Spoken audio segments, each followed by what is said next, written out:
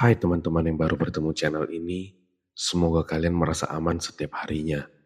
Di video ini, kita akan mendengar kisah dari seorang perempuan yang menjadi saksi ritual pesugihan di pasar. Buat kalian yang berjualan di pasar, apakah pesugihan itu hal yang lumrah? Sebelum itu, menekan tombol like dan subscribe akan membantu channel kecil ini keluar dari pesugihannya. Terima kasih.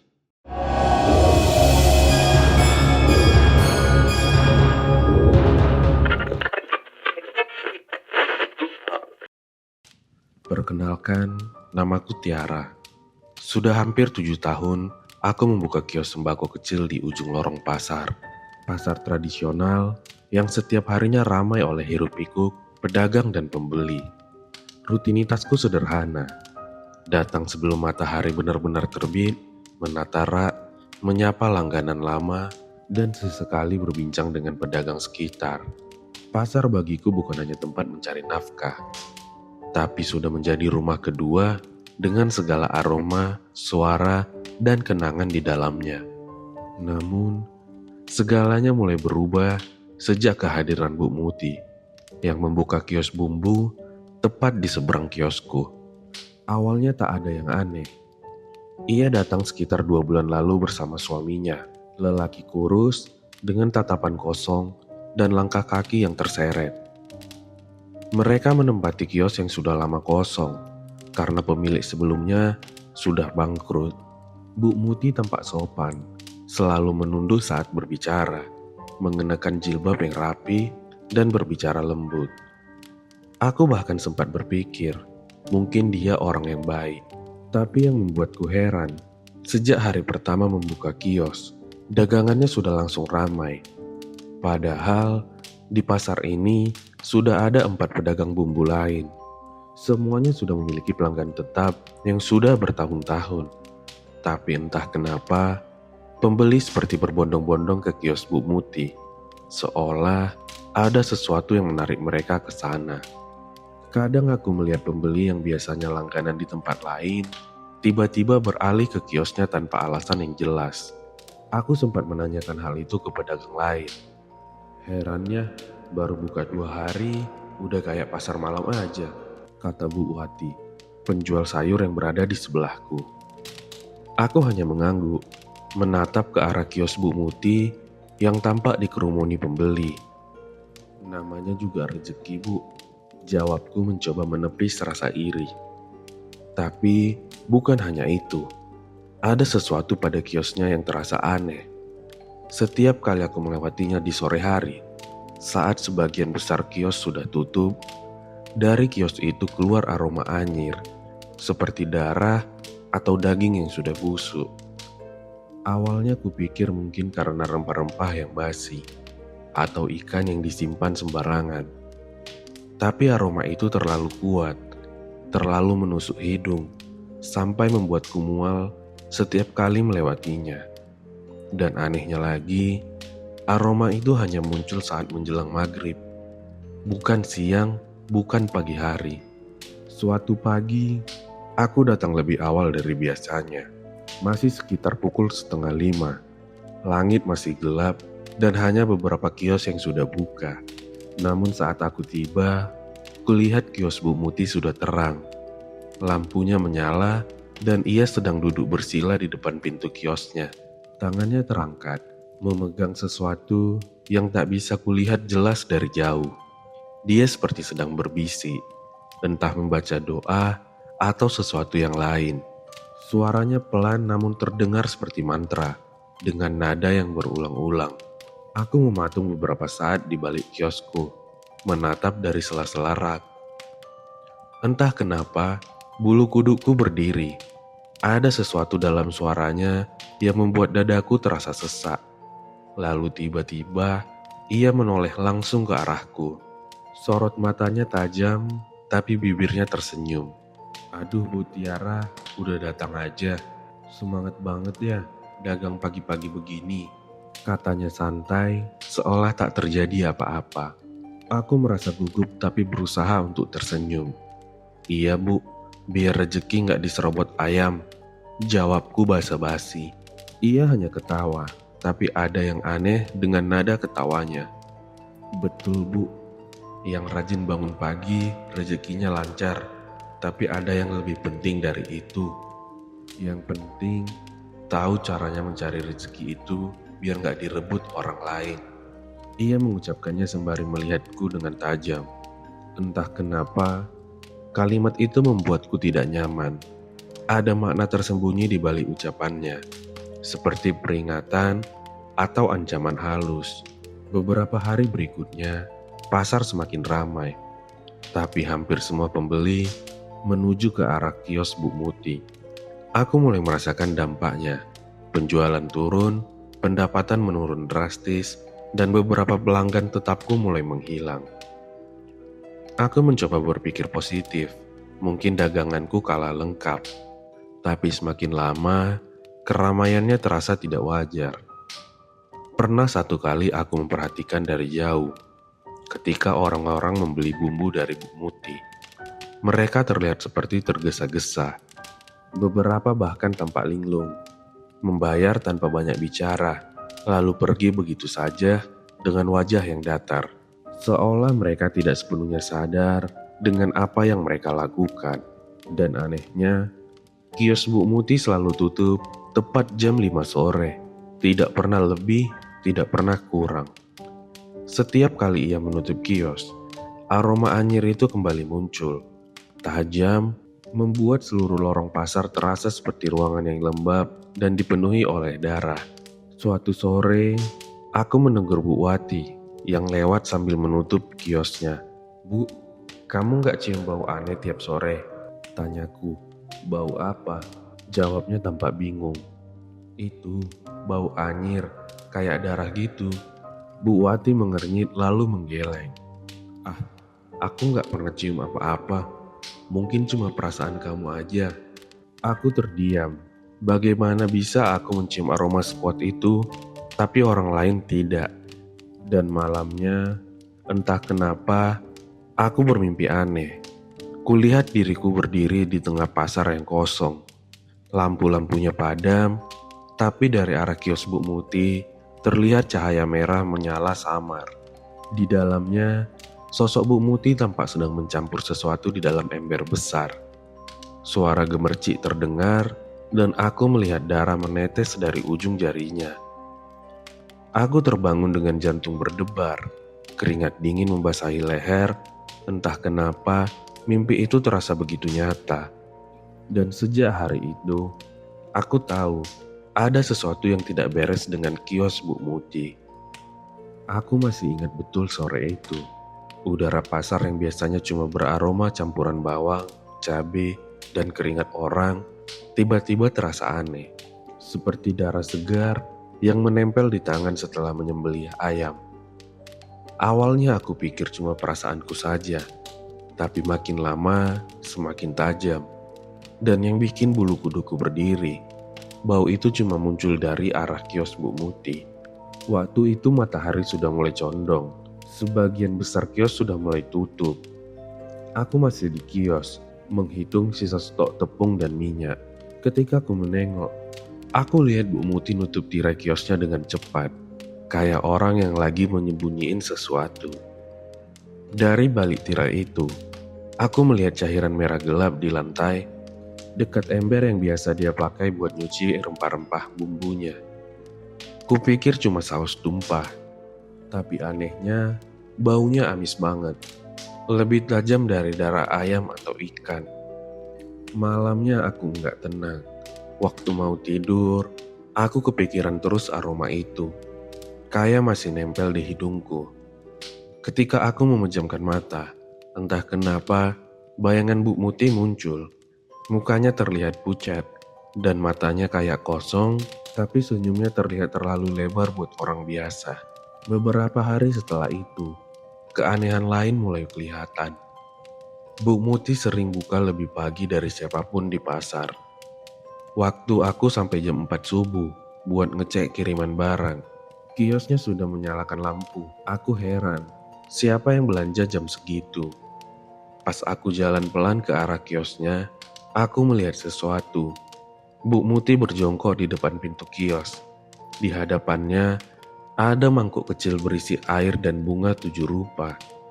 Tangannya bergerak pelan, bibirnya komat kamit, tapi bukan doa yang aku kenal. Suaranya lirih, kayak orang nyanyi dengan nada monoton. Dan yang paling aneh, ada ayam hitam yang diikat di tiang kiosnya. Aku gak berani lama-lama. Aku pura-pura tidak melihat dan segera cepat-cepat pergi. Tapi entah kenapa, waktu aku udah beberapa meter dari sana, aku mendengar suara ayam itu seakan menjerit keras sekali, lalu tiba-tiba sunyi. Cuma suara langkahku sendiri di lantai pasar yang basah. Sejak hari itu, aku mulai merasa kiosku sendiri nggak nyaman. Barang dagangan sering jatuh sendiri, timbanganku pernah pindah tempat, padahal aku yakin aku taruh di meja. Bahkan beberapa kali, aku ngerasa kayak ada orang yang berdiri di belakangku waktu aku lagi bungkusin dagangan. Tetapi ketika aku menengok, di sana tidak ada siapa-siapa. Sampai suatu sore, waktu aku baru aja menutup kios, aku ngerasa sesuatu nyenggol pundakku. Refleks aku langsung melihat, dan tidak ada siapa-siapa. Cuma deretan kios kosong yang sudah mulai gelap. Tapi di ujung lorong, di depan kios Bu Muti yang sudah ketutup, aku melihat siluet seseorang berdiri diam, menghadap ke arahku.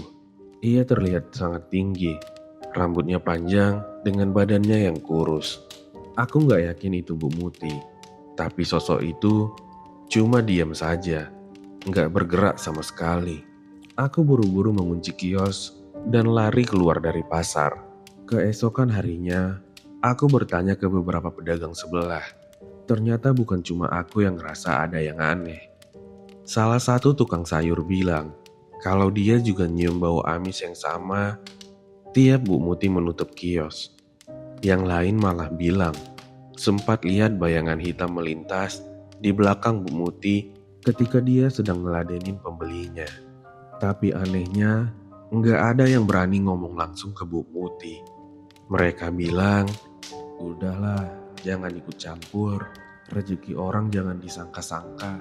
Tetapi aku nggak bisa tenang. Apalagi sejak malam itu, aku mulai bermimpi aneh. Mimpi berdiri di tengah pasar dengan semua kios kosong. Tapi di ujung sana, Bu Muti berdiri, memegang mangkuk air yang berisi bunga. Dan di lantai, di depan kakinya, ada genangan darah yang mengalir ke arahku. Aku terbangun dengan keringat dingin, dan samar-samar aku bisa cium lagi bau itu. Bau anyir yang sama. Tapi sekarang muncul dari depan pintu rumahku. Malam itu hujan turun pelan. Lampu jalan di depan rumah cuma nyala setengah. Aku duduk di ruang tamu sambil ngeteh. Tapi dari tadi, mataku cuma mantengin pintu. Entah kenapa, dari tadi ada bau anyir halus yang masuk lewat celah jendela. Bau itu sama persis kayak yang aku cium di kios Bu Muti di waktu sore ketika pasar tutup. Awalnya aku pikir cuma perasaan. Tapi makin malam, baunya semakin kuat. Aku berdiri, jalan pelan ke arah jendela. Dan ketika aku membuka tirai, aku melihat bayangan seseorang berdiri di depan rumah. Semua sangat gelap, tapi siluetnya jelas.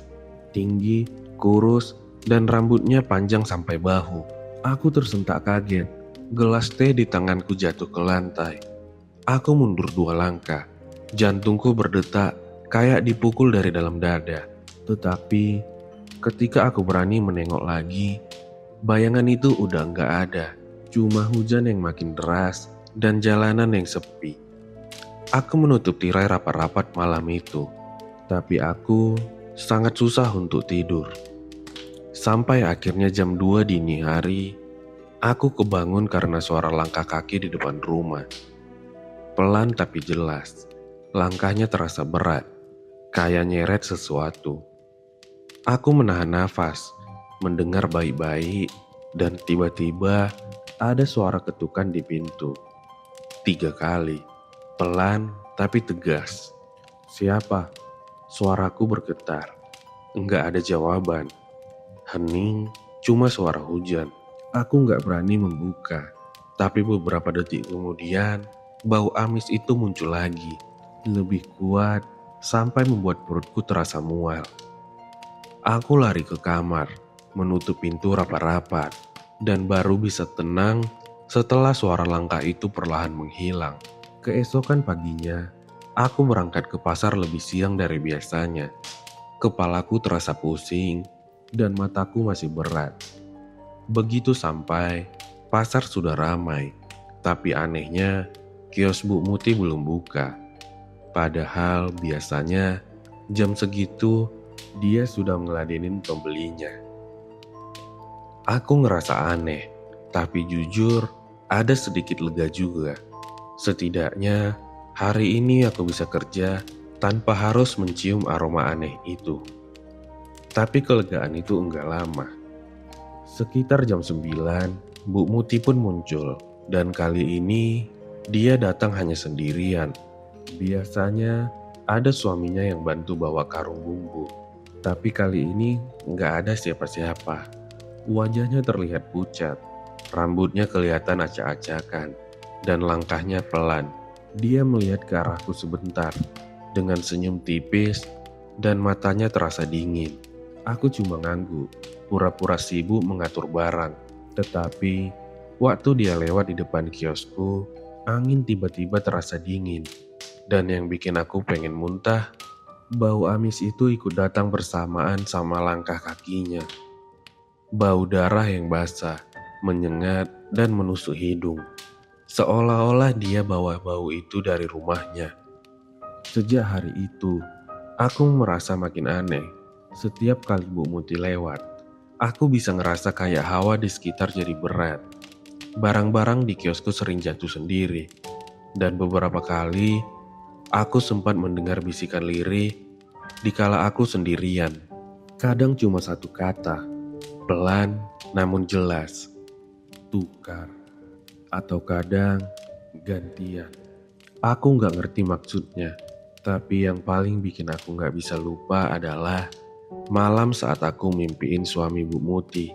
Dalam mimpi itu, dia duduk di tengah kios yang kosong. Matanya melotot, mulutnya terbuka, tapi nggak keluar suara.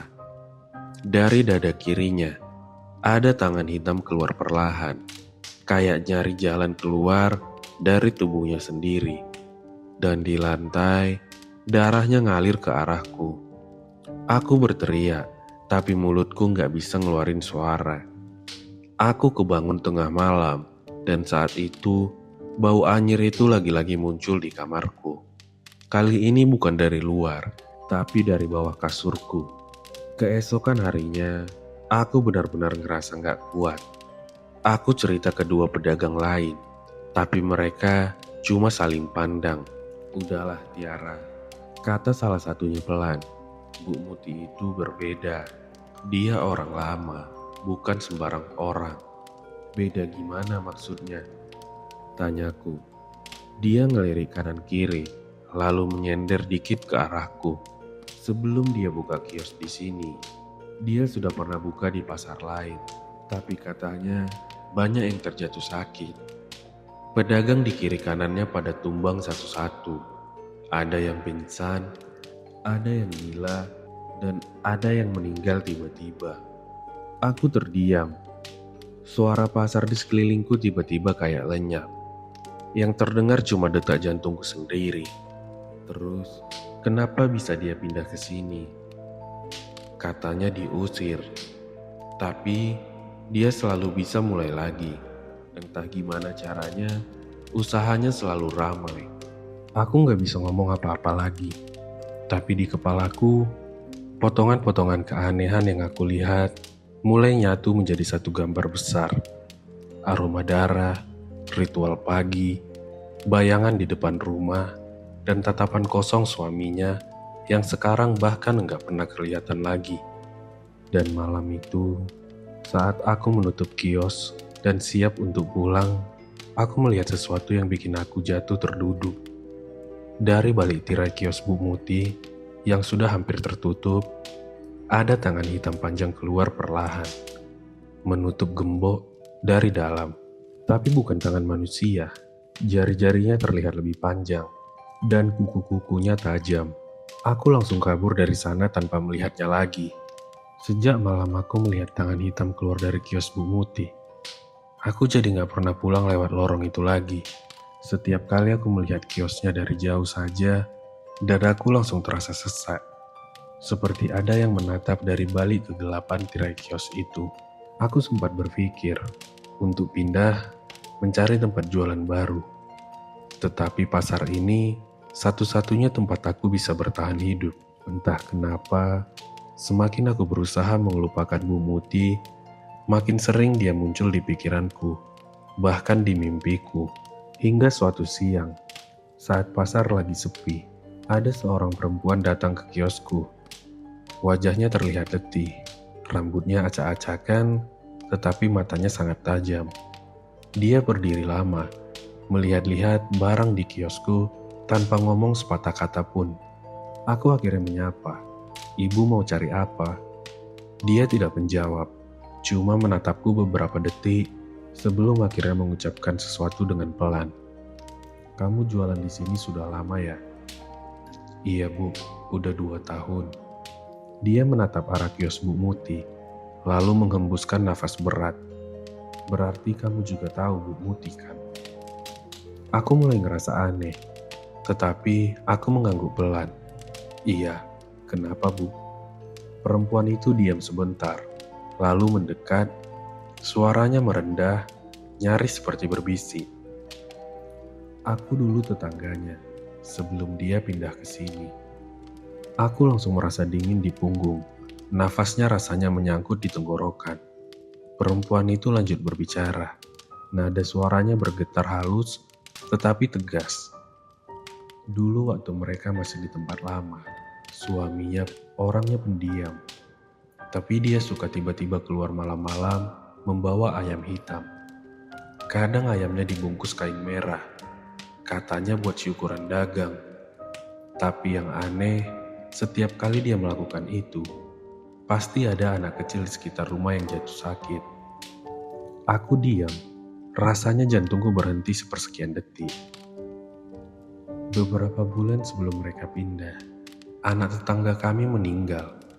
Badannya membiru, matanya melotot.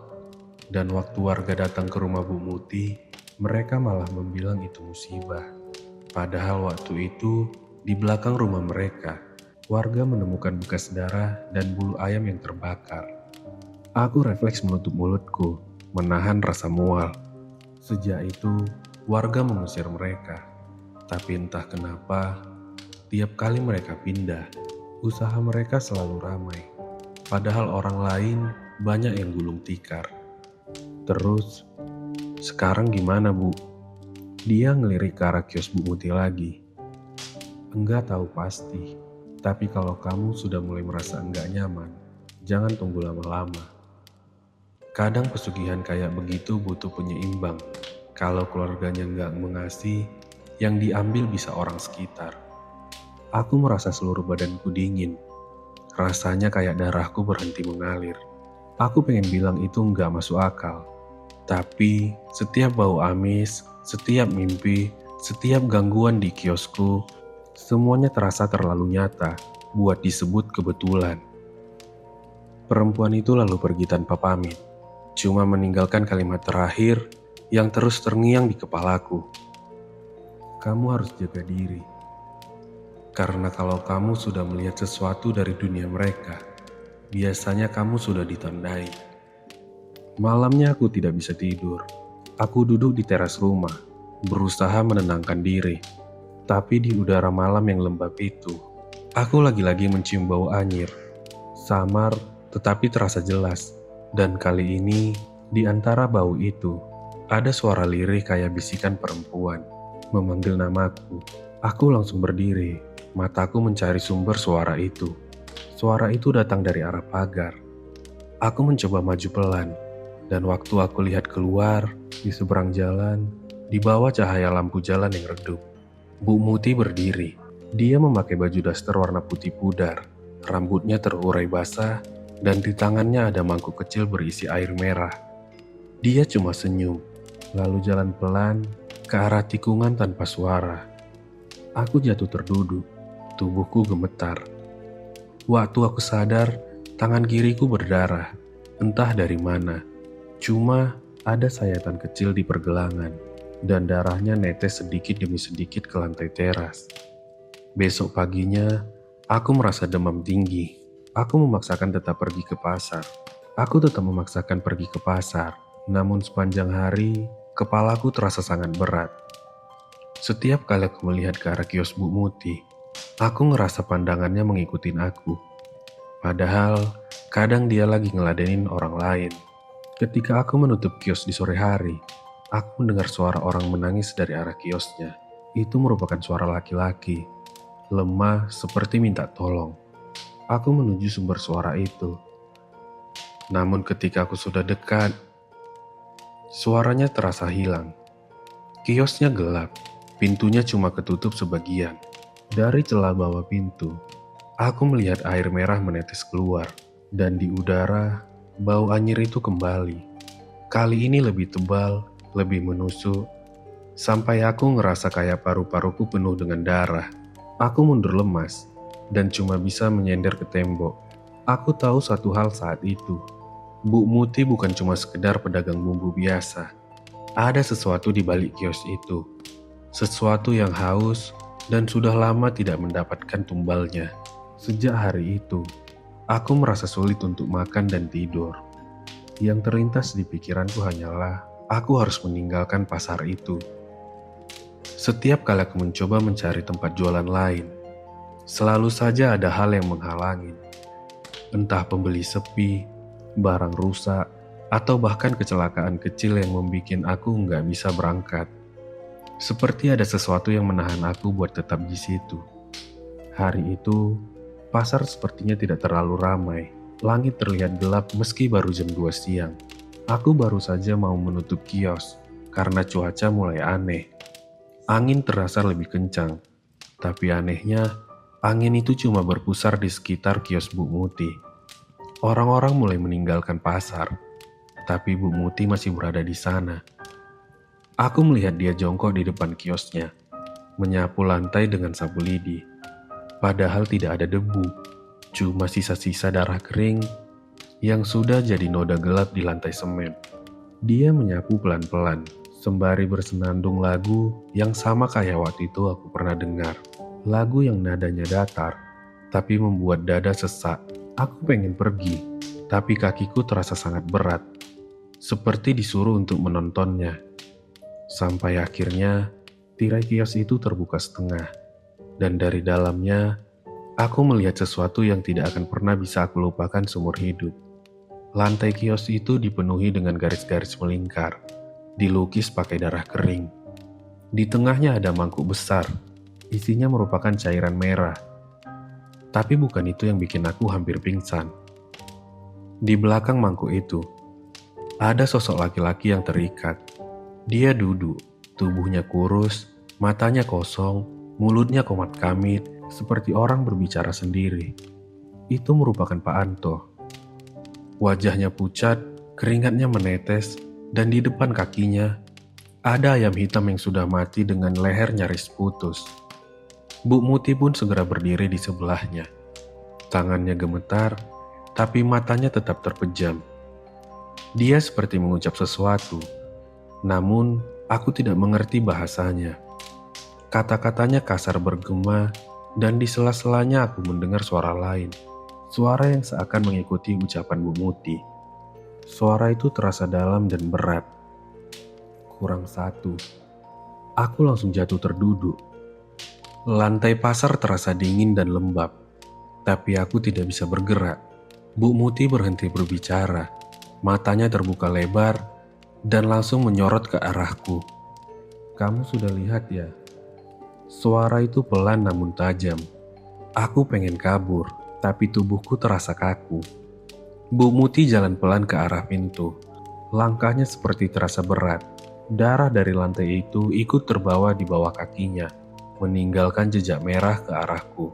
Aku nyaris pingsan waktu itu, ketika dia sampai di depan kios. Tapi tiba-tiba, Suaminya, Pak Anto, berteriak kencang. Suara teriakannya panjang, nyaring, dan berhenti mendadak. Ketika Bu Muti melihat ke belakang, tubuh suaminya sudah terjatuh. Kepalanya membentur lantai, darah mengalir keluar dari telinga. Dan saat itu juga, semua lampu tiba-tiba padam. Aku tidak ingat jelas gimana caranya aku bisa keluar dari pasar itu. Yang aku tahu, aku bangun sudah di rumah warga yang tinggal dekat sana. Tubuhku lemas dan di tangan kananku masih ada bercak darah yang sudah kering. Beberapa hari setelah itu, pasar ditutup sementara. Katanya, Bu Muti meninggal di kiosnya sendiri. Warga menemukan tubuhnya membeku. Matanya melotot dan di sebelahnya ada ayam hitam yang baru menetas, tetapi bulunya basah oleh darah. Kiosnya telah dikunci, tapi setiap kali aku lewat ke arah pasar, aku masih bisa mencium bau anyir itu dari kejauhan. Kadang, saat aku lewat terlalu malam, aku bisa melihat lampu di dalam kiosnya menyala sendiri. Dan kalau aku mendengarkan baik-baik, ada suara perempuan bernyanyi lirih di antara hembusan angin pasar yang kosong. Sampai hari ini, aku tidak pernah jualan lagi di pasar itu. Tetapi, tiap kali aku belanja bumbu di tempat lain, aroma cabai giling atau bawang goreng kadang membuat aku mual. Karena entah kenapa, bau itu sering berubah jadi aroma darah segar. Dan di antara orang-orang yang lalu lalang, terkadang aku melihat sekilas sosok perempuan dengan daster putih pudar, senyum lebar di wajahnya, dan mangkuk kecil berisi cairan merah di tangannya. Terima kasih. Terima kasih buat kalian yang masih mendengarkan Siniar Seram di Radio Tengah Malam. Jangan lupa klik tombol berlangganan atau share ke teman kalian. Terima kasih, sampai bertemu di Siniar berikutnya.